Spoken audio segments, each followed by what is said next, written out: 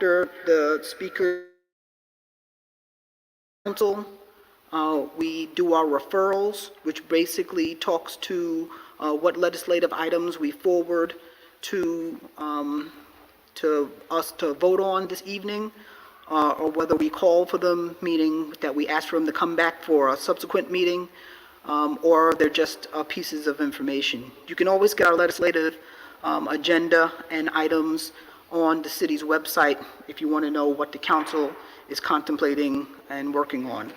At the end, we go into our legislative session where we vote on legislation. The 5 council members vote on each item, and then we conclude our meeting thereafter. So that is the lineup for this evening. We are starting a little late. It's about 7:24 or so. Mr. Clerk, would you read the call of the meeting or the beginning of the meeting? And then we will begin with our first speakers. Yes, sir.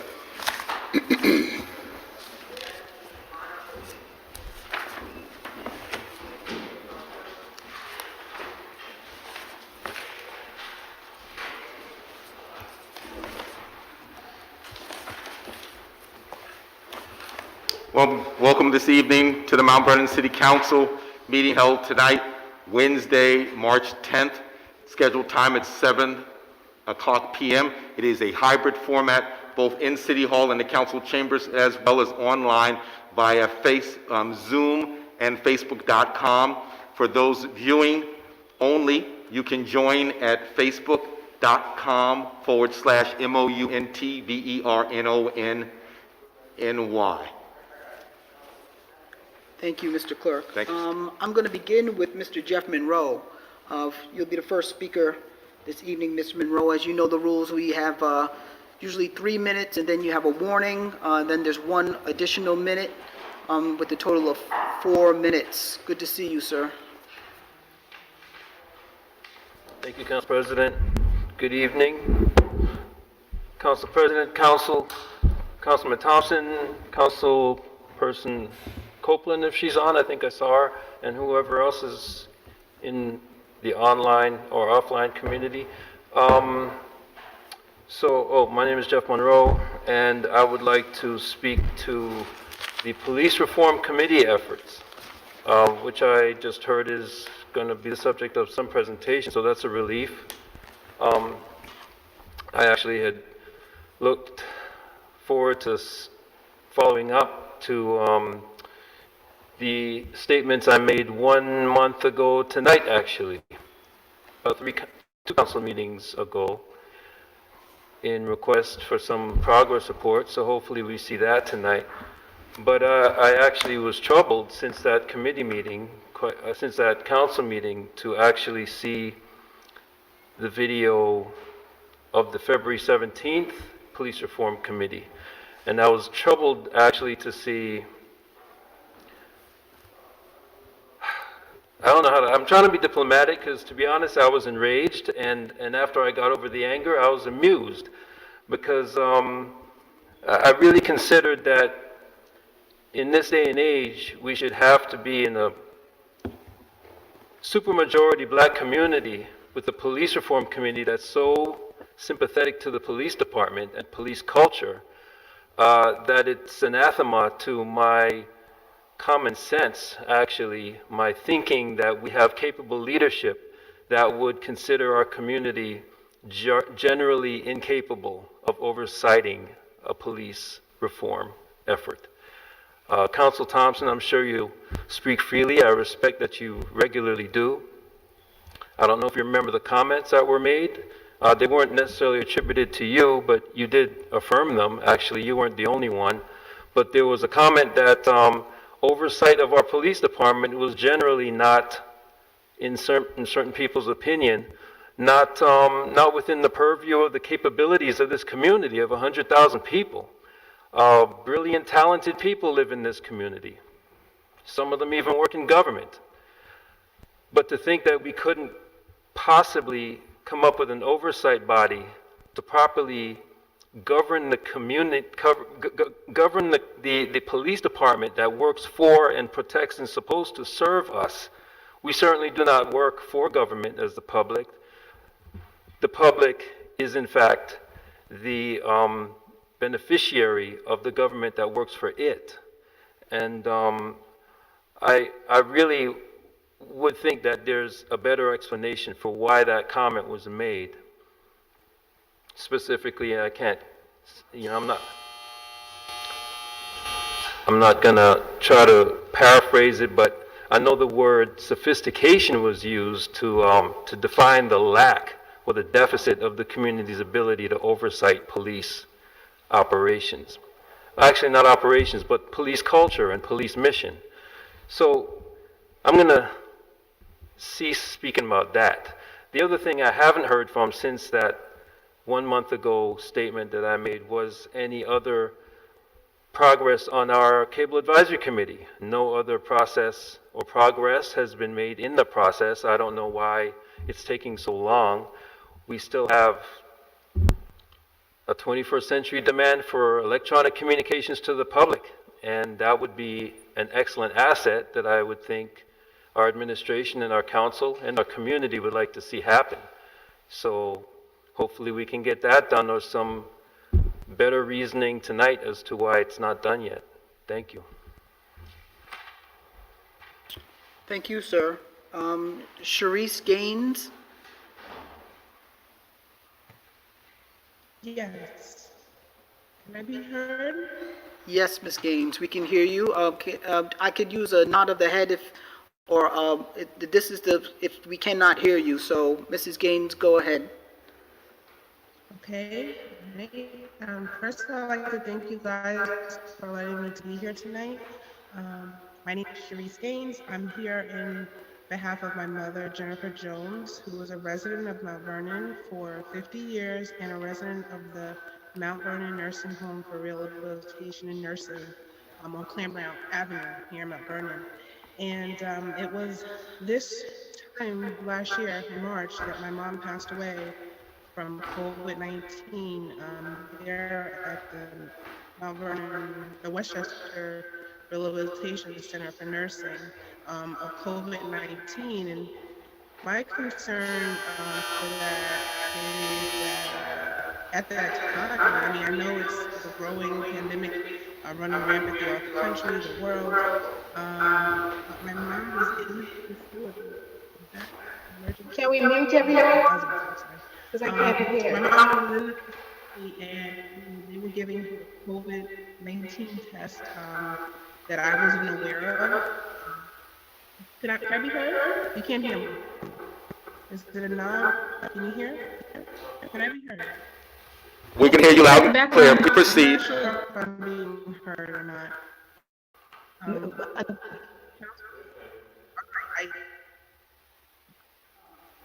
Ms. Gaines, you can continue. We can hear you loud and clear. Thank you.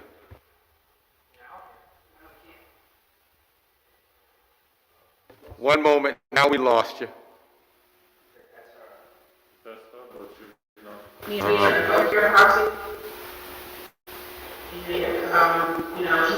let me for that nursing homes tend to do, and I just told them this year, I would like.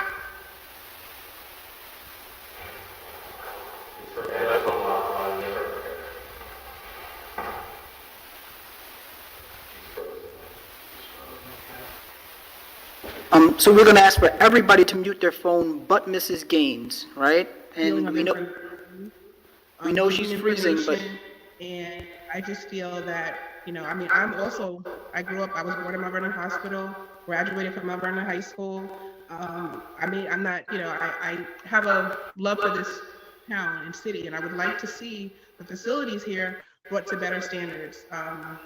I'm doing, along with someone else, a peaceful demonstration the end of this month, March 31st, 2021, from 1 p.m. to 4 p.m. in the 1 Roosevelt Square, giving awareness to the society just to request more for our elders. I want you to know it is my greatest hope that that elders will be well taken care of. I'm passionate about this, not just because it's my mom, but I understand that this is a very vulnerable group. It's one of our most delicate groups. And I believe they need to be represented. They need to feel safe. They need to be taken care of. This should not be oversighted or overlooked. And I want to help give that voice and information to the society at large that they may, use their words, use their abilities to say we want more. You never know when you may need to go to that to a loved one, or you may not to be better standard. Using my experience, my thing, hopefully to bring a better standard for my residents up there, the community health.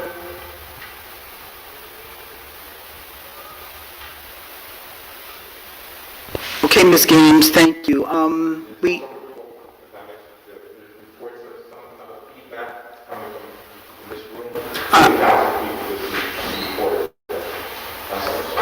Okay, so, thank you, Mrs. Gaines. You might have broken up a little bit in the talk, but I think we got the gist of it. And where we know we are going to hear from Ty Makita Carson as well. And we're also hearing that we're getting some feedback in this room, so we're going to check on that as well. But we want to ask everybody to please make sure you have your phones muted, just like we're going to try to make sure our phones are muted. We cannot prevent, of course, the reception that comes through. So we're going to ask the next few speakers to speak slowly and just continuous, and then we'll catch on the best that we can. At this time, I'm going to ask for Ty Makita Carson to unmute and have her presentation for us, please. Yes, hi. Thank you for having me tonight. I am here in support with Sharice Gaines, the young lady who just spoke. We are here to speak about Westchester Center for Nursing and Rehabilitation in Mount Vernon, where both of our loved ones was a resident there. And we would like to bring about awareness to improve the quality of care and treatment that the seniors receive that are in that particular nursing home. And we're looking for support from Mount Vernon as we prepare for a protest on March 31st. It's really to just bring awareness and to, again, increase the standards, especially for the African American community who is largely residents at that rehabilitation center. And unfortunately, I lost my mom, and the situation was a little different. But ultimately, it was COVID. But it was pretty much, in my opinion, neglect on their part to attend to her. So we would like to use our voices to help bring awareness, to up the standards there, so that other people can be cared for properly.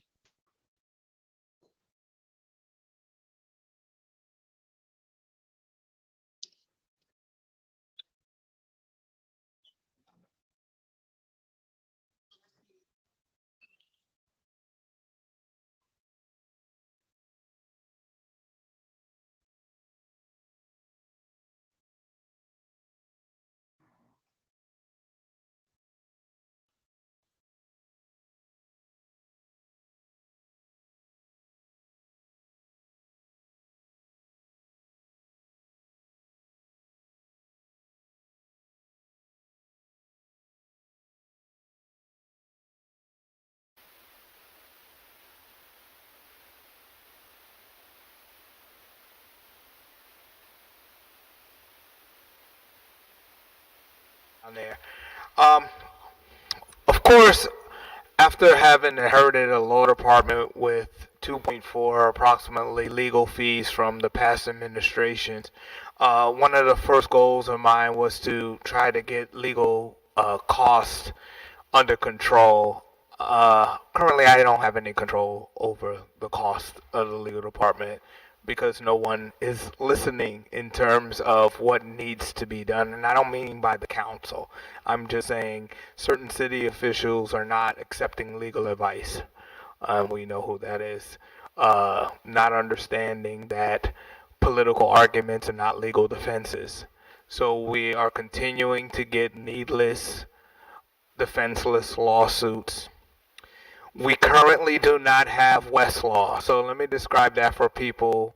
If you get hired at a job and your job is to surf the internet and do research, you get a desk, you go to your desk and you don't have internet, you can't do your job, right? So that's what we got going on.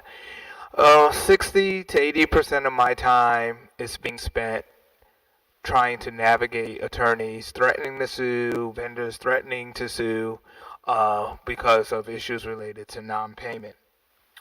I did tell people that I wanted to be transparent with the law department, so a couple of questions asked that I know in passing. Do we put out a lot of our cases, litigation, to the public? And yes, we to outside counsel. And yes, we do. One, we don't have experienced litigators. Now, I do have a couple of slots where I can hire attorneys, but it almost seems ridiculous to ask me to hire attorneys to come into a building with no heat, to have no ability to do their job. They're just going to sit there, which increases the cost of legal services, because if I don't have less, I have to send it to a lawyer that does, which means it's going to outside counsel, because things are time sensitive. I can't wait until the comptroller feels like paying bills. It's just not a realistic solution in this world. We can't do our jobs. That's where we are. I received a call today, a very disturbing call, and I receive a couple probably per week, from an attorney who's greatly distressed because his client is about to lose his house if he doesn't sell it. And this gentleman has gone downstairs, and as required, and this is crazy, because the title companies are now requiring that the purchasers pay the transfer taxes before they will close on a house. That's highly unusual, but for our community, that's what they're doing. And the gentleman said that he went to the comptroller's office and submitted a cashier's check, and they have no record of it. And they are rude to him and don't accept his phone calls. He indicated that the comptroller said that the mayor changed her phone number. He said that's absurd. You have the same phone number for years. I've reached people. He said the last time he reached somebody, they just hung the phone on him. So he is asking me for a solution. Now, normally in most businesses, I'm the corporation counsel. I'd have a solution. I don't. I'm going to try to help him as best I can. So I just want to come here. I'm going to keep coming because these are really serious issues. They're costing the city a fortune. So I just wanted to go on the record, and I'll continue to do so. Thank you, Corporation Counsel Johnson. Next on our list Mr. President, I thought Court Counsel was going to update us on some court cases too. Maybe he forgot. That's all right. Move on. It's all right. It's late.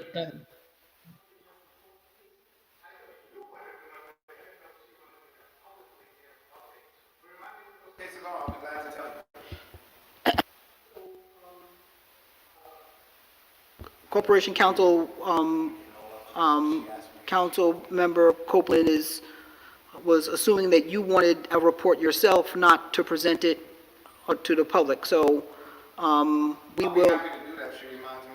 Right. So he'll prepare that for our next meeting, or if not, for our work session. Okay. Okay.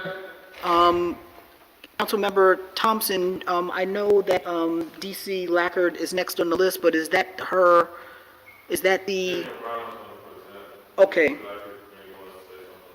All right. So, Ms. Lackard, did you want to say something on the speaker list before the presentation, or how did you want to flow with that?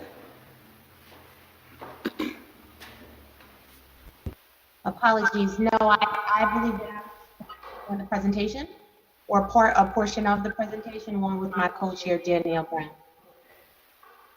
All right, then, thank you. Then in that case, Councilman Thompson, would you open this discussion about why we're doing this, at least give the public some idea of what the need is with the police reform initiative? Absolutely. Right now, we're going to have Danielle Brown come in and give us an overview of what's going on with our police reform, so everyone in the community is aware of how far we are and what our next steps will be, as well as our Deputy Commissioner Jennifer Lackard is here as well. If there are any questions after this presentation, those questions will be answered. So at this time, if Danielle Brown can come off of mute and present on the platform now. Thank you. Also, the entire group who helped do this, Mary Kingsley, Axel, everyone is on here as well. So we're all here in support. Thank you. Danielle Brown. Don't you want to recognize all the names? I'm Don't you want sorry. to say all the names of the community? Ronnie, Bobby, Ricky, and Mike, the whole new edition is there. I don't know. I can't see everybody who's on there. But yeah, Danielle can give her a rundown if she has it with her. Yeah, so I have a list of the names. Yes, you can mention every name as well. Thank you, Danielle. No problem. So I'll do a list of the names of the committee members right now. But I'm also presenting with VC Lacker, so she'll start off. She'll come in after I do the names. So we have 4 co-chairs: Councilman Thompson, VC Lacker, Jennifer Lackard, Senator Jamal Bailey, and myself serve as co-chair. We also have committee members Arthur Muhammad, Mika Dwayne Murray, William Wagstaff. I'm going to butcher your name. I'm so sorry. Gabrius, Sylvia Tyree, Cynthia Turnquest Jones, Axel Eberman, Mary Kingsley, Sean Marshall, Pedro Coho, Joanne Dunn, Daniela Jackson, David Patterson, Vincent Stefano, Anika Hall, Richard Morales, Henry Curry, Gilda Tavares, and Apostle Arthur Rose. DC, like you can jump in. Hello, hi. Hello, everyone. I'm Deputy Commissioner Jennifer Lackard with the Mount Vernon Police Department, and I want to thank the men and women of the Mount Vernon City Council for having myself and my co-chair, Danielle Brown, here with you this evening for a brief presentation connected to Governor Cuomo's Executive Order 203, which requires the plan to be submitted to and approved by the local legislative body on or before April 1st, 2021. The Police Reform Commission's report was created by 27 members who were announced today, most of which are on the call this evening. So thank you for giving your time and attention this evening yet again. This commission was appointed by Mayor Sean Patterson Howard on October 8th, 2020, and we have worked arduously over the last 4 months to put together the report that has been previously submitted to you. As a timeline, just sort of as a timeline and a recap of where we've been as a group, we have met both in a group format, it looks at 10 times on a monthly basis, and then we've had subcommittee meetings that have ran multiple times, even up until recently, almost every night, trying to get this report in line for the commission. Pardon me for your presentation. Governor Cuomo has asked for a group of people in the community to put together a report that looks at the policies and practices of the local police department to see where reform can be done. The report that I've heard so far is a lengthy report, and I've heard some feedback. It's a lack of labor. There's a lot of work there. We have done a lot of things to make sure that we've touched all the parts. And my co-chair will talk about the areas that you will see in the report. We have worked to work on reform, but it is important to note that many of these reforms inside the department started last year before Executive Order 203, and they will continue thereafter.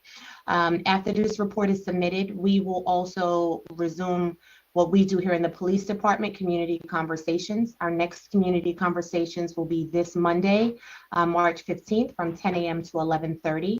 At that point, now that the report has been presented to the city council, we will then have listening circles and allow the community to give feedback in breakout rooms about each recommendation that they hear so that we can use that to further inform the report. Those videos will be available to you as well, to the members of this council. All of our meetings are available on a Facebook page that link has been shared I am familiar that many members of this council have begun to already read. And as Mr. Monroe mentioned, people in the community are vividly looking at that and giving feedback either individually on the Facebook page or to many of us individually. Specifically. So we want to continue the conversation. This by no means stops the conversation. I will also, from the police department, with some of the other community councils that we've created, develop a police reform council that will be effective April 1st. So I'm asking for any member of the community who is interested in helping to look at this report that is later approved by this council, hopefully, that we can look at how we as a department can continue to be in compliance and always keeping that front and center of everything that we do. So admission or participation on that council, we're opening up to the community. So I wanted to use this opportunity to say it does not end. This is just the beginning of this report. I am actually one of the few people who live outside of the April 1st deadline because reform started when I was hired. And it's my goal, however long I'm here, to continue to work with our police commissioner, who is very much an advocate of the reforms that were started long before I got here. Him being a 24-year veteran of the department and knowing what the pain points are. We're really trying to move towards restoring a department, but we realize that we cannot do this by ourselves. So we want the partnership of the community, and we want to begin to have those conversations. Community conversations, again, begins that. The Police Reform Advisory Council continues that conversation. I'll then bring it over to my co-chair to finish the rest of the presentation. Absolutely. Thank you, DC Lackard, and good evening, council persons. So as DC Lackard mentioned, we spent a lot of time pulling this report together, doing a lot of research and having a lot of meetings, trying to come up with recommendations that were fitting for Mount Vernon. We conducted a community survey that we received 170 responses, which is roughly 1.3% of our population. But, we were working on limited time and limited resources. So we used the information that we received from that survey to inform some of our recommendations. We were able to we actually formed 4 subcommittees, one being policy and oversight, another being recruitment and supporting excellent personnel, another being building trust and legitimacy, and the last being building confidence and sustainability. We were able to come up with 43 recommendations that we think will move Mount Vernon's police department in the direction that we needed to move in, especially in light of the George Floyd's killing. So we have 43 recommendations, and they're essentially split into 5 different areas. The first being transparency and accountability. The second being policies, procedures, and training. The third being qualifications, recruitment, and retention. Also community engagement and how we improve that, and also equipment recommendations. So you have the report in front of you. As DC Lackard mentioned, we're going to have this community conversations next week. We hope to have at least 2 more meetings so that the public can give feedback on the report. This is just a draft report. It's not the final report that we put before you. And we want to make sure that the public has an opportunity to comment on some of the things that we've recommended in the report. You will see in the report that's before you that we have subcommittee reports. Most of the recommendations come from these subcommittee reports, and the subcommittee reports provide greater context for us. So you can dive into the subcommittee reports and see where the recommendations came from. But the areas that we broke them down into, being transparency and accountability, policy and procedures, et cetera, those were the areas that we felt can move the police department in the direction that we wanted to move the police department in. So we also have, in the appendices, you'll have Executive 203, Governor Cuomo's Executive Order 203. You'll also have the press release that includes all the members of the commission. And lastly, you'll have a write-up on the community survey that we put out. So thank you all, and we welcome all questions and feedback regarding the report. All right. Oops. Oh, yes. Thank you very much. And just looking at this group of members. It's just, I'm just seeing friends from around the community that I'm sure put together I have not read the report yet. I can tell you that on one of my Westchester County meetings, that was the topic of the Westchester County municipal officials meeting that I was at, all of the different groups, and how their process was put together for the report that's due on April 1st. So everyone is doing this around the county, around the state, and I think it's very interesting to see how Mount Vernon put theirs together versus how the rest of the county put theirs together. I think we'll be talking about it more, and I'm interested in seeing how the different areas, the South County versus the North County, put their reports together. It should be an interesting report across the board. At this time, I'm going to ask for the council members to have their responses to the speakers.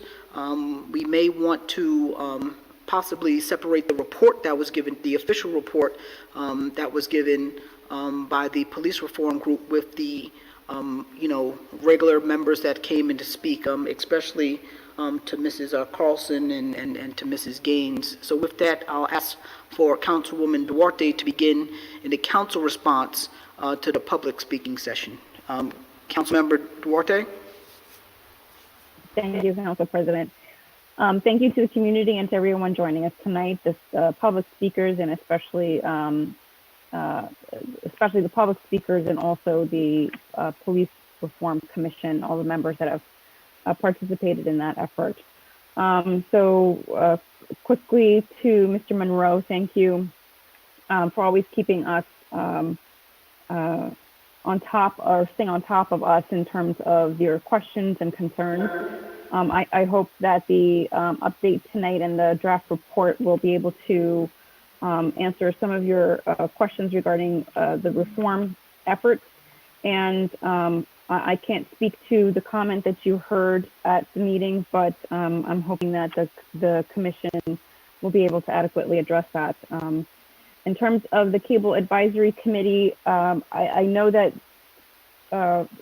we had made some decisions, but I am not sure exactly. I'm going to defer that to Councilman Thompson. I think it's his committee as to the status of that.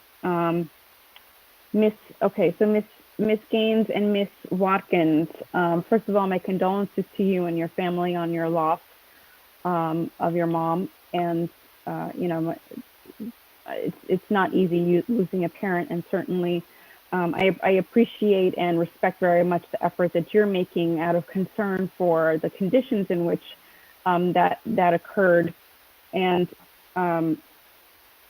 what improvements can be made, not only to the facilities, but also just for the general care of our seniors. And you're right, they're very delicate and vulnerable members of our community. And, I still have my grandmother who we care for at home.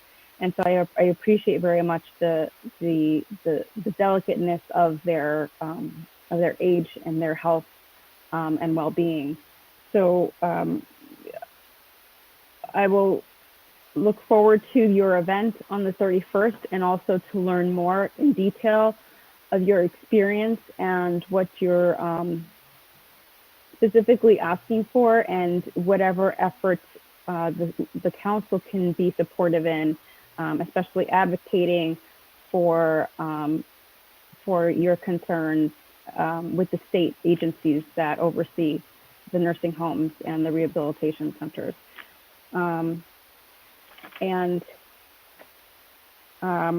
Corporation Council, we speak every so often, and so we understand the challenges that the department is facing. Thank you for bringing it always to our attention, and now publicly speaking about it. It is a challenge in many ways. We understand where our roadblocks are. It's not easy getting past those roadblocks. And so we'll continue to do the best we can to help the citizens, and also help the department to try to continue operating in a reasonable way. To Deputy Commissioner Lackard and the Police Reform Committee, I'm looking forward to reviewing the report. I haven't seen it as of yet, so I'm looking forward to getting that and going through it very carefully. I'm sure it sounds that it's been a very intensive process, and I'm really looking forward to seeing the recommendations that you have pulled together. And that concludes my comments for tonight, President Griffith. Thank you, Councilwoman Duarte. Councilwoman Copeland, please. Thank you very much, Mr. President. Certainly to all the community members who are viewing us, to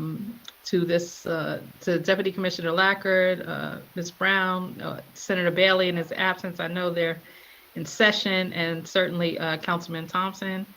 Thank you all for leading this extensive document.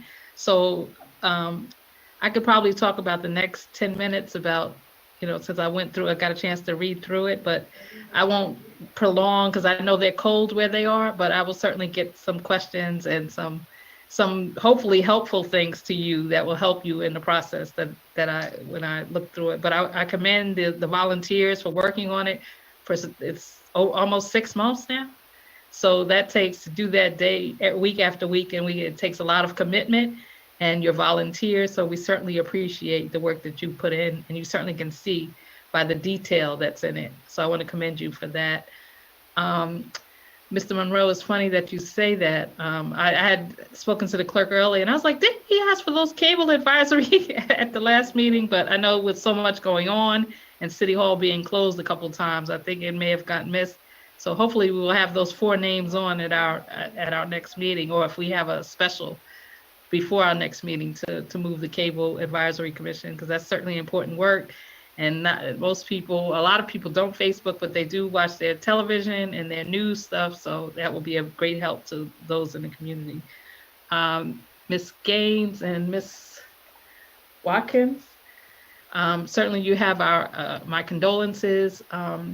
You know that from the recent report by the Attorney General that the nursing homes are licensed by, overseen by the state. But certainly your efforts are not to be commended. It's certainly seniors who make up a third of our population here in Mount Vernon certainly need our support wherever we can get it. And I certainly have friends who have relatives in that nursing home. So it's something I had spoken to the AG's office about a couple of other nursing homes that I actually have family members that I have concerns on. So I think you're going about it the right way, and thank you for bringing light to this situation that should not be overlooked, because our elders should get our support, especially during these times and these days. And who was that? Oh, and Mr. Corp Counsel, thank you for reporting to us every week and keeping us abreast. We're hopeful that the days will get easier and we'll have less lawsuits in Mount Vernon. That's my prayer every day when I wake up. I'm not Catholic, but if I was Catholic, I would pray it 3 times a day. I don't say it in jest, but the lawsuits that we have to deal with in our community are just,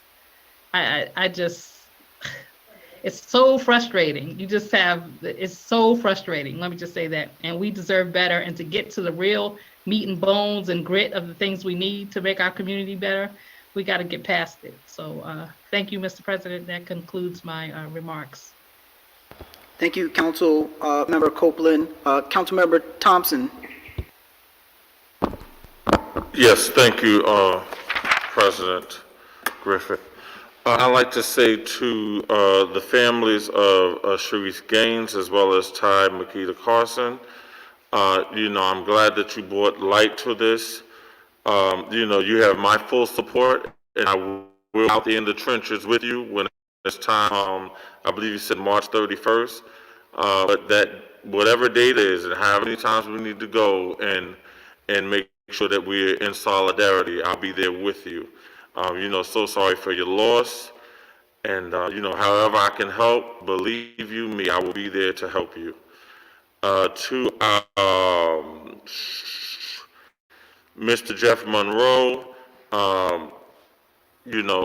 the cable advisory will be spoken about more. There's still a couple of things that need to be solidified, but within the next month, we should be getting some resolve with that as the body of the council comes together to make sure that everything is copacetic and, all protocols are in place. So just stay tuned. I know it seems like a long time, but it is a process. So we got to make sure that we have everything, all the necessities needed for our community are in place. So then when it is up and running, there aren't any slips, and we don't have to backtrack because everything is solidified. So, I thank you for bringing that up. I hope you got what you needed from the presentation of the police reform. There still will be discussions with that. Hopefully, you'll come into the discussions in the coming week with that. You're more than welcome. I'll make sure to post it. Uh, Corporation Counsel Johnson, thank you so much for all that you do for this community. If every elected official would just take advice from Corporation Counsel when it's needed, we will be in a better place. These lawsuits have got to get better. A lot of these things could be ended with just a mere conversation.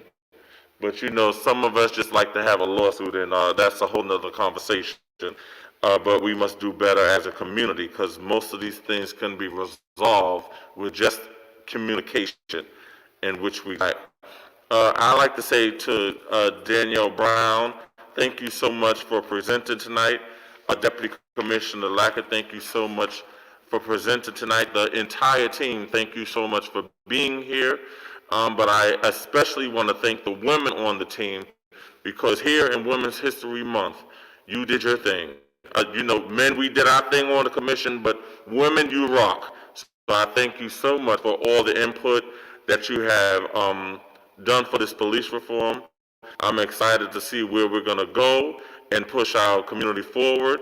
And we must understand that the predicaments that happen in Mount Vernon are not the same in any other community.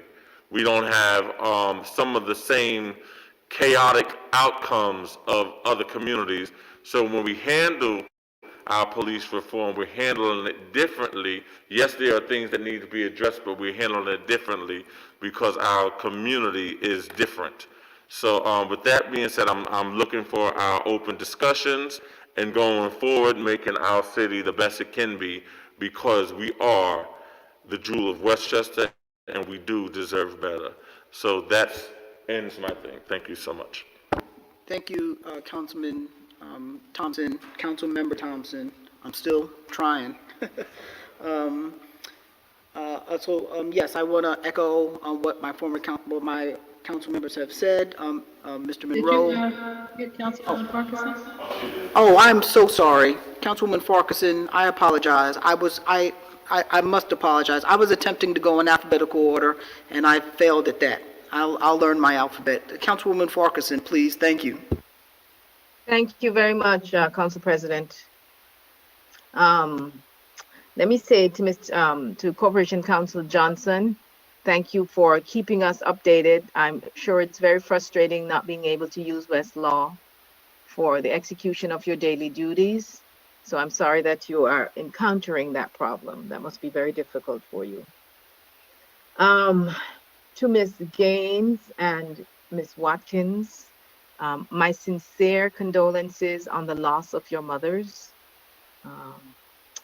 It is admirable, and I'm sure your mothers would be proud that you are taking these steps to speak in their names and to try to address some of the conditions that resulted in their demise. This must be very difficult for you at this time. And so my sincere condolences to both of you. I intend to support and participate in your peaceful protest at City Hall. And I look forward to hearing more about your plans. But thank you for coming. Thank you for speaking. Thank you for raising this issue because we hear about it as maybe a statewide issue, but it has real local impact, and you are representative of that. So thank you. Mr. Monroe, I hope you got your answer to the Cable Advisory Board. And I'll just address a couple things about the police reform. Let me just say, first and foremost, and someone said it before, but thank you all for volunteering your time for, doing this hard work that must be done for our community. So thank you for being willing to do that. And I have not had the opportunity to read your report. I've had the opportunity to watch some of your meetings, and like Mr. Monroe, I was concerned about the one on February 17th, I think it was. And I was concerned because I have 4 questions, and just note that I have not read your report. I intend to read it thoroughly and to have more meaningful feedback for the committee, for the commission. But just off the top, just in looking at the charge that was placed with Executive Order 203, one of the first ones that jumped out at me was, it says, Governor Cuomo's letter says that each community must envision for itself the appropriate role of the police.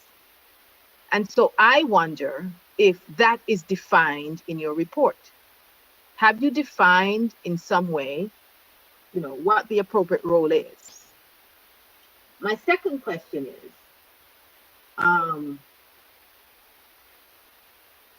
the CCRB, or whatever code is going to guide the interaction of the community and the police, is that, we've had a CCRB, right? Or we've attempted a CCRB.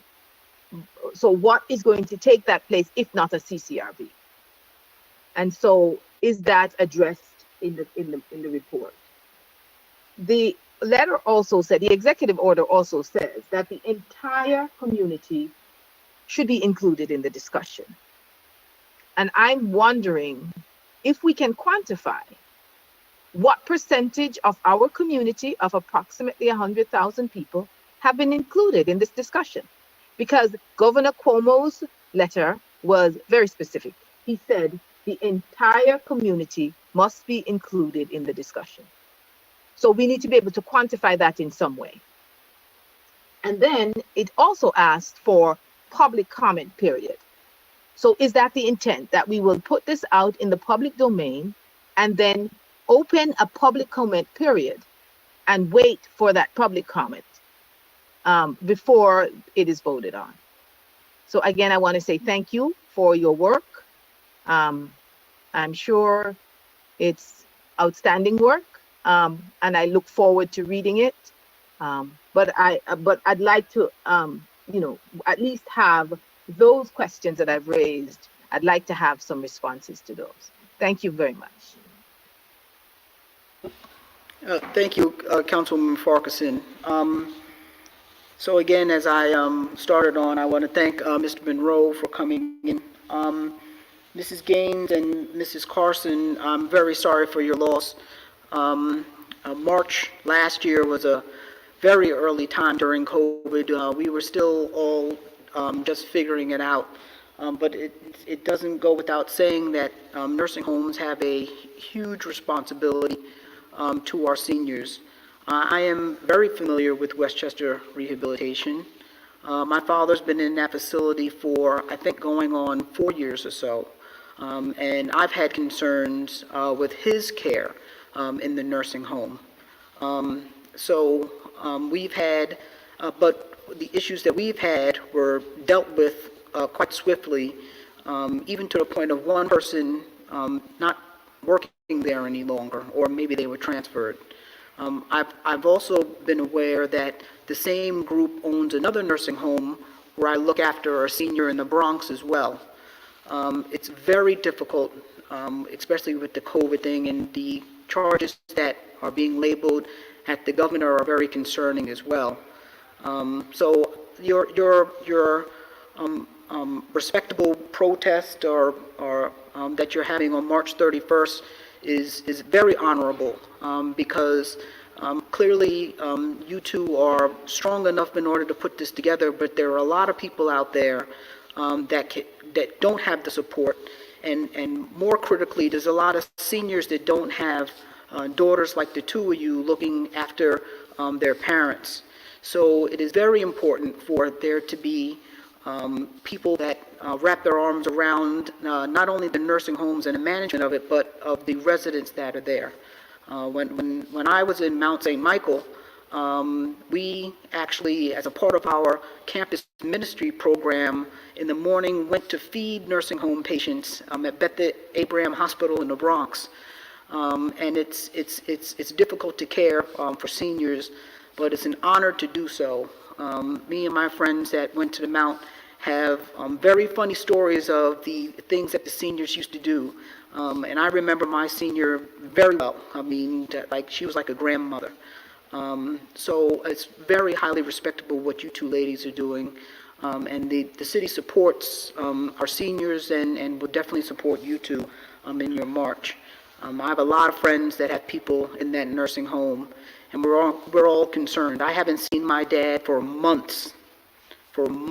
It's very hard with COVID going in there and seeing them. And they still have cases of COVID. Matter of fact, today there was a staff member there who had gotten the shot but came down with COVID. So it's another month that I cannot see my father, and he has dementia. So it's not a matter where we can even talk to him. We need to go in and see him and make sure he's okay. So I'm right there with you, ladies, 100%. So thank you for coming in and going out of your way to bring this to the people of Mount Vernon in the public. Mr. Johnson, thank you, sir, for your Corporation Council reports. We appreciate you coming and keeping us up to date. The council does not know everything, as you ladies and gentlemen know. Council members do not work in City Hall. We are supposed to be as close to the community as possible. So we don't know everything that's going on here. We need the reports from the staff members to hear what's going on, to be able to handle what we need to handle. In our work session on Monday, we had management services give us reports. We had the water department give reports, and they were very comprehensive. With all of the dealings with DPW, with non-payment of invoices, we've had DPW come to us on a regular basis with urgent issues for the city.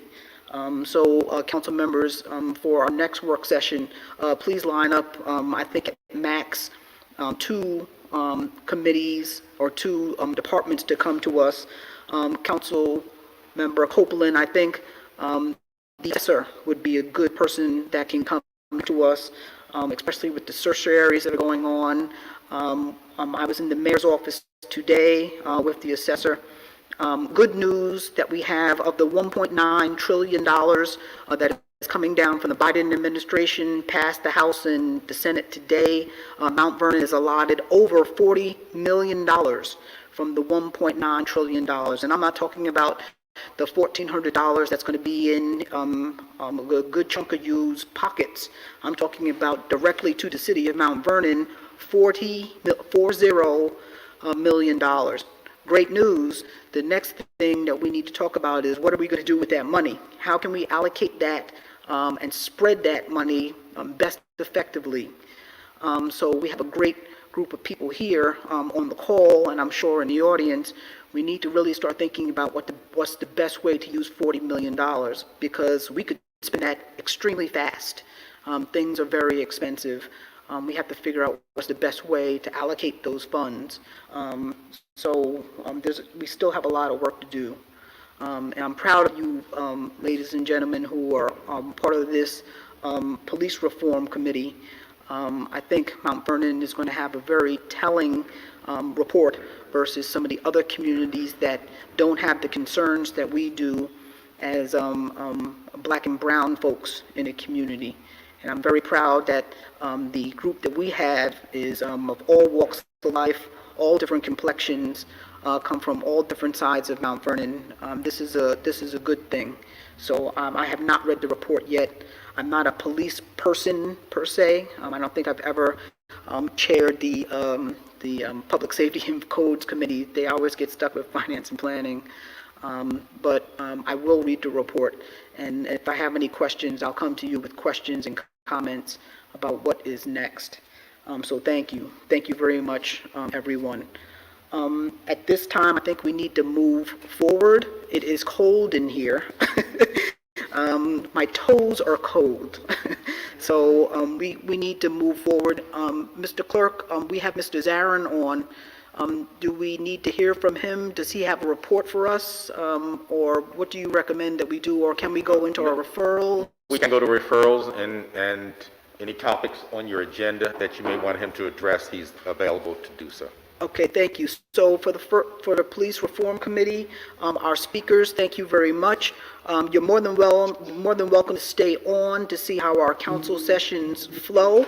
But we're going to go to our referrals. Basically, we're going to seed some of the legislation tonight's agenda or hold it for a future agenda if we need more discussion. Those reports are going to be had. We begin with our roll call. Nope, after referrals, we go into our roll call. And then we'll go into our legislative session. It's 20 minutes after 8. I expect to be out of here within the half an hour because, again, it's quite chilly in here. So we're going to go to our referrals.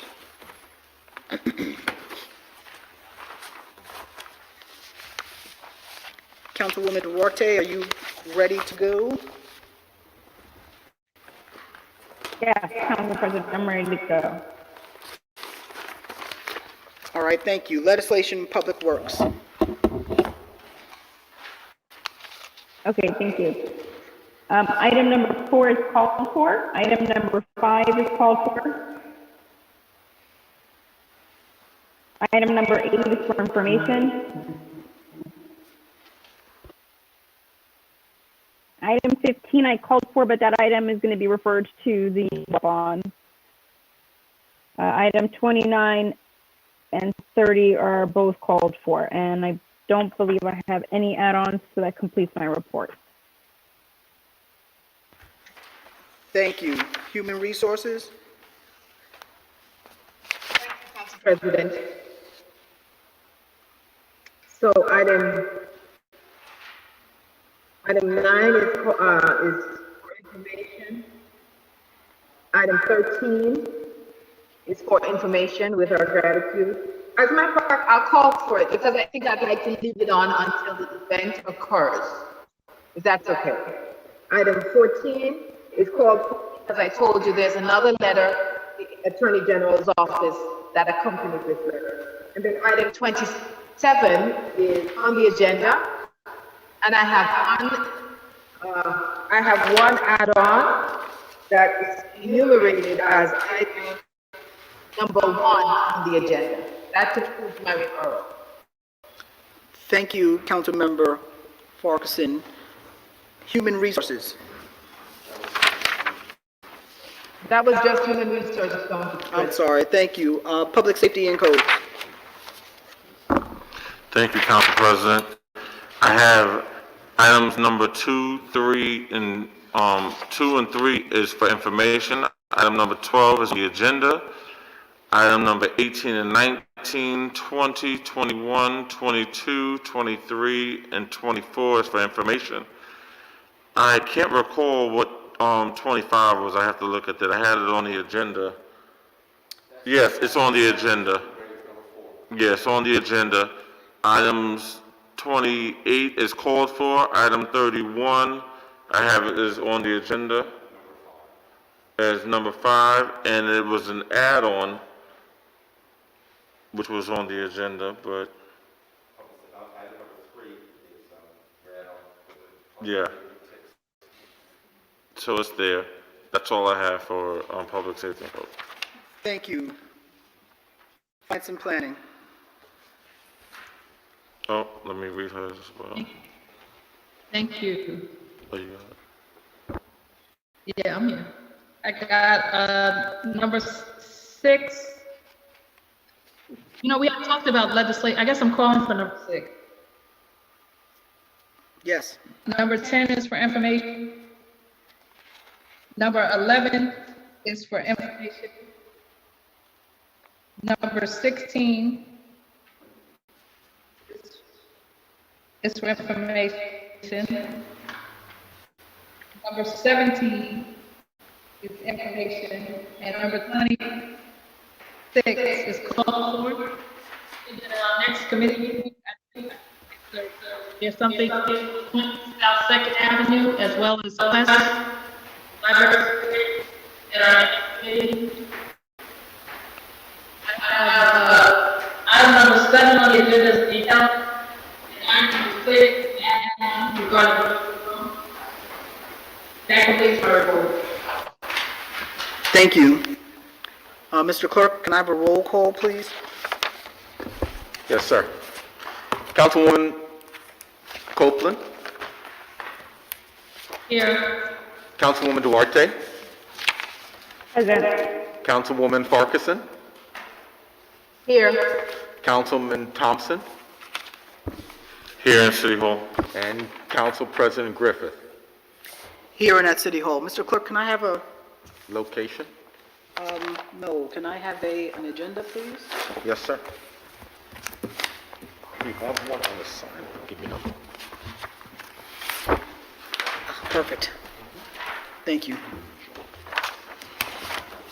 And, oh, we did roll call. Human Resources. Thank you, Council President. I have an ordinance granting permission to the Department of Recreation to house a rolling library at Brush Park. So moved. Second. On the question? If I may, Council President, Yes. I just wanted to thank the Department of Recreation for moving this adopted idea that was better for the library as well. Remember, when we all lived here, Kara grew up here, and unlike all places in the city, and she wanted to bring it to us. So, Mr. Tyler, so I really appreciate that, and I'm thankful that we're having this opportunity for our children in the library. And Councilmember Farkason, was there any discussion partnering with the library at all with any resources of books or anything that you know of?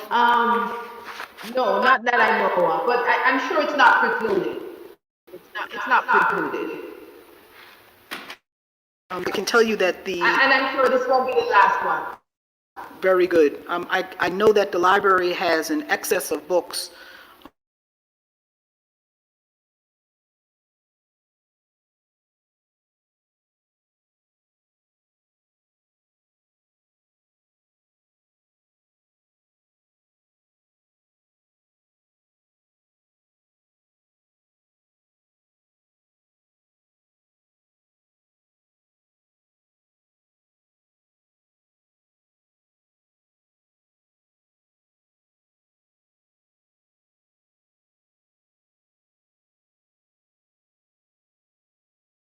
I will make the connection.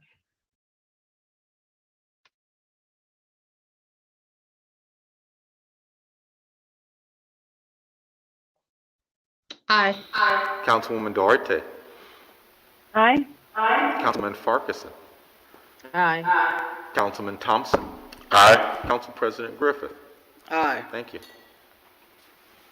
I have an ordinance authorizing the mayor to enter into an agreement with the Westchester County Department of Senior Programs and Services, Title 3C-1, 3C-C2. So moved. Second. On the question? Roll call. Councilwoman Copeland, Aye. Councilwoman Duarte, Aye. Councilwoman Farkason, Aye. Councilman Thompson, Aye. and Council President Griffith. Aye. Thank you. Public Safety and That Codes. concludes my agenda. Public Safety and Codes. Thank you, President. I have an ordinance authorizing the mayor to enter into a renewal agreement with Citizen Observer LLC for the 411. So moved. Second. On the question? Roll call. Councilwoman Copeland, Aye. Councilwoman Duarte, Aye. Councilwoman Farkason, Aye. Councilman Thompson. Aye. Councilman. Aye. Thank you. I have an ordinance authorizing the mayor to enter into an agreement with LexisNexis CopLogic Solutions, Inc. So moved.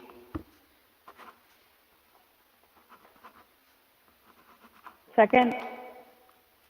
On the question? Roll call. Councilwoman Copeland. Aye. Councilwoman Duarte. Aye. Councilwoman Farkason. Aye. Councilman Thompson. Aye. Council President Griffith. Aye. Thank you.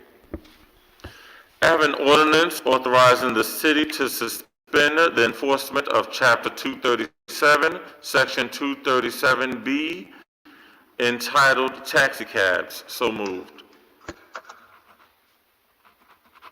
Second. On the question? Roll call. Councilwoman Copeland. Aye. Councilwoman Duarte. Aye. Councilwoman Farkason. Aye. Councilman Thompson. Aye. Council President Griffith. Aye. Thank you. Finance and Planning.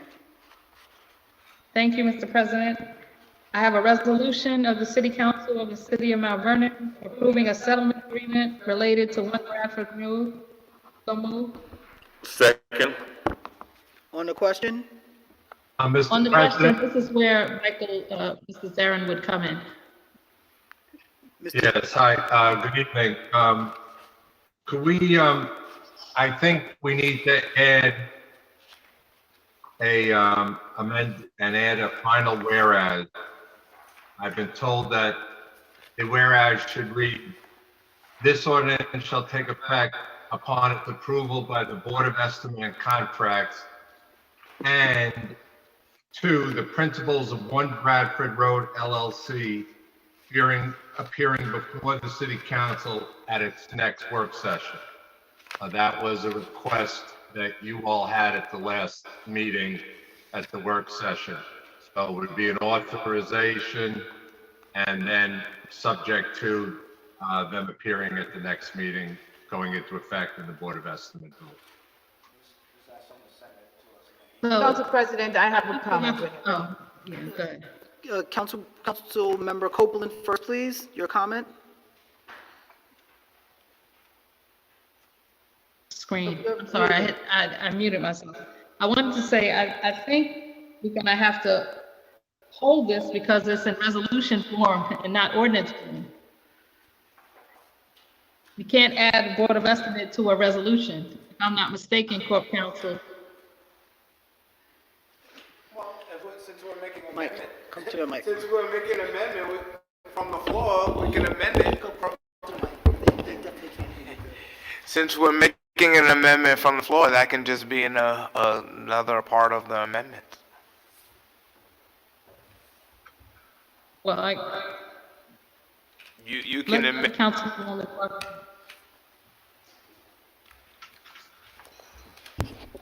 Councilmember Copeland, just repeat, please.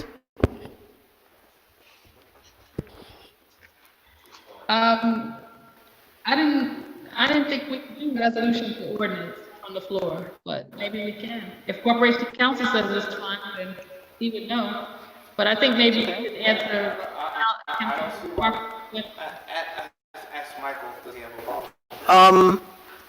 Mr. Zarin, do you see an issue with us?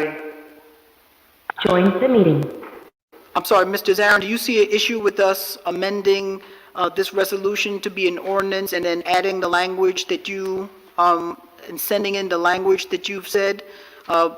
Is that okay? I believe if Corporation Council says it's fine, I know of no prohibition. It would just change resolution to ordinance and then add the last whereas that I just mentioned. All right, so those modifications will be made. This resolution will now be an ordinance. And Mr. Zarin, if you could send into Corporation Council that wording, that would be fine. We'll amend the legislation to reflect that. Council Member Farkason? Thank you, Council President. I just wanted to say that, and I don't intend to belabor the point, but I think that the has acted poorly, has disrespected this body, and I would like to have to feel reassured that they are going to be better neighbors, but I'm afraid I am not convinced. So I just wanted to put that on the record. Mr. President, Yes, I would like to say if anything, if they do not follow through with this, then everything is revoked and it's dead. yes, If- so it should That's be in the noted, leg- it should be noted, Council Member Farkason, that not only did they, well, by disrespecting the city council, they are effectively disrespecting the community of Mount Vernon. And we've taken that very highly in this legislation that we're passing tonight. The council, therefore, the city has full control in this regard. There are many obstacles that we can put in place if they are not acting in good faith of the community. So this is not taken lightly at all. I think we all agree with how we were treated, therefore the community being treated. We're not taking it lightly at all. So your comments are very well taken. This is a multiple page piece of legislation. We have full zoning rights. There are many avenues that we can take. We want them to be good neighbors. We want the facility to be used.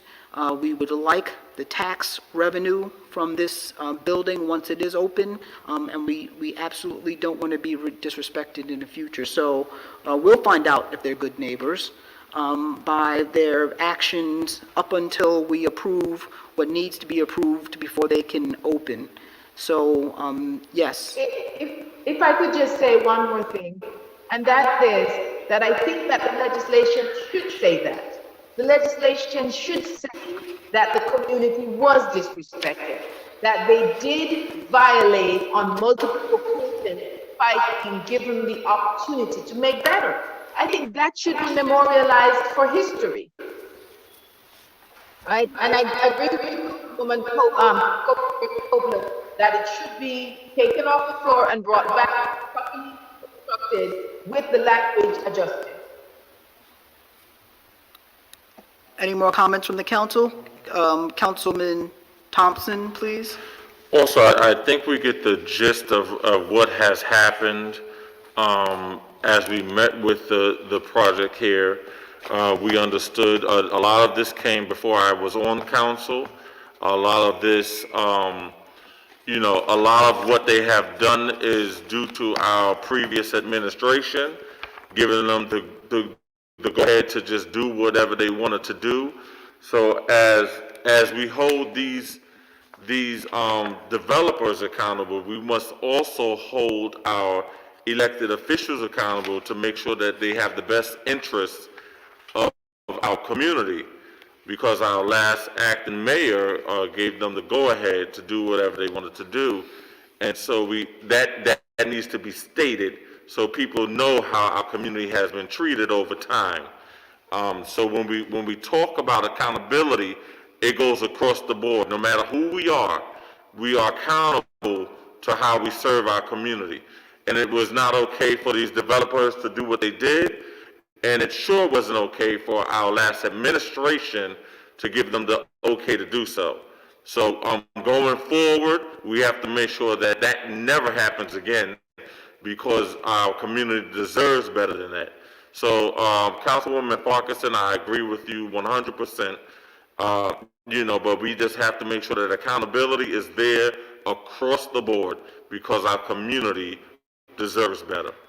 Thank you. But I do like this project, I must add. Thank you. Councilmember Duarte, any comments? I don't want to repeat what everybody said. I think we all share the same sentiment, that their behavior has significantly diminished or impacted our trust and faith in their good faith. And so, this really is their last chance to demonstrate that they're willing to meet us in good faith and go through the process as they should. And if not, the consequences are really within our control to determine and and execute. So, and I think that it's also reflected in the agreement that they have violated numerous stop work orders and other permits. So I believe that the violations are described in the agreement. I was talking about the injury to the community, not just the violation. And fair enough. And Councilmember Copeland, last word.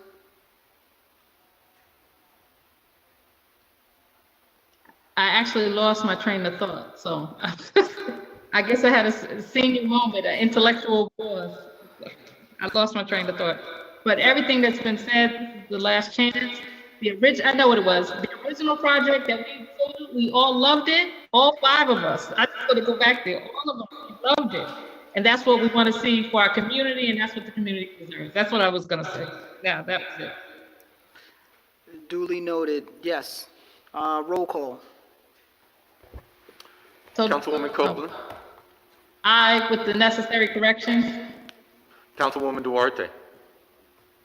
Aye. Councilwoman Farquharson. No. Councilman Thompson. Aye. Council President Griffith. Aye.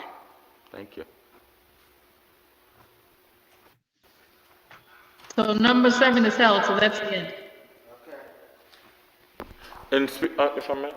Yes, Councilman Thompson. Regarding number 7, which was held, I'm going to send everyone a video, all council members a video, so please look at that video because it's going to speak to what's going to be presented.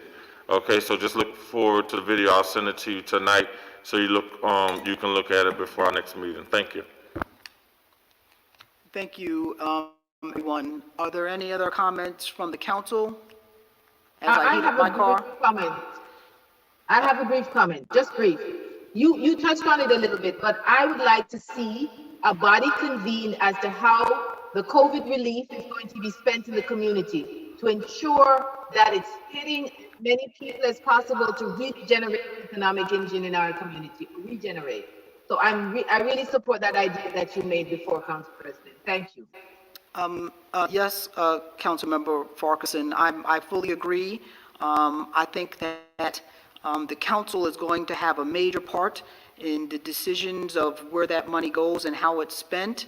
It's going to be a community discussion. At one point, I did hear that the funds did have to be somehow attached to COVID-related disparities. I'm now hearing that that is not the case. So there still needs to be some regulation as to how the funds are being used. But this community definitely has vast disparities in what needs to be repaired. $40 million will not solve all of them at all. So, but we really need to think about what is the best use of funds in this regard. It's a healthy exercise to have, but this money must take us to another level. It cannot be wasted. It cannot be spent freely. It has to really be used in a dedicated fashion that is going to reap continual benefits in the future. Protecting us, I think, needs to be among the operation of these funds. Clearly, we have some things that we've been neglecting across the city. And $40 million unexpected money is going to be a huge help. But we have to think in coordination with all of our partners to use the money effectively, and it may include allowing some of the taxpayers some relief as well. I'm not sure, but it's a discussion that I think the council needs to begin to have sooner than later. because the mayor can't make the decision on her own.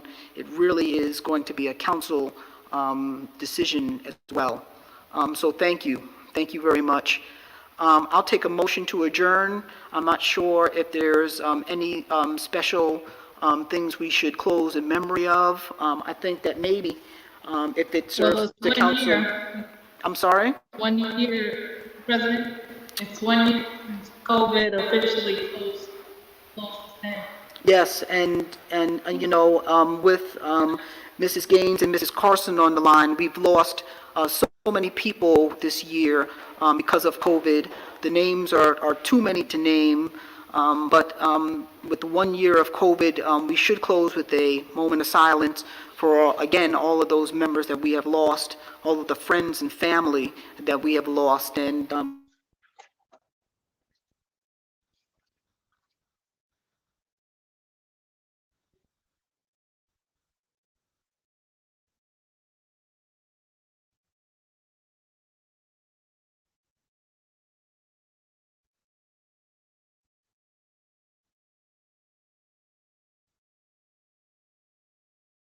I move, I move that we adjourn, but I'd like to specifically call the names of Jennifer Jones and Mary Stokes, the mothers of the two ladies that joined, as well as all the others. thank you. Second. We have a second from Councilmember Thompson. Please stand. I think we have to do a roll call, then we stand. Thank you from home.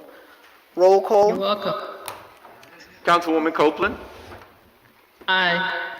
Councilwoman Duarte, Aye. Councilwoman Farquharson, Aye. Councilman Thompson, Aye. and Council President Griffith. Aye. Please stand for a moment of silence.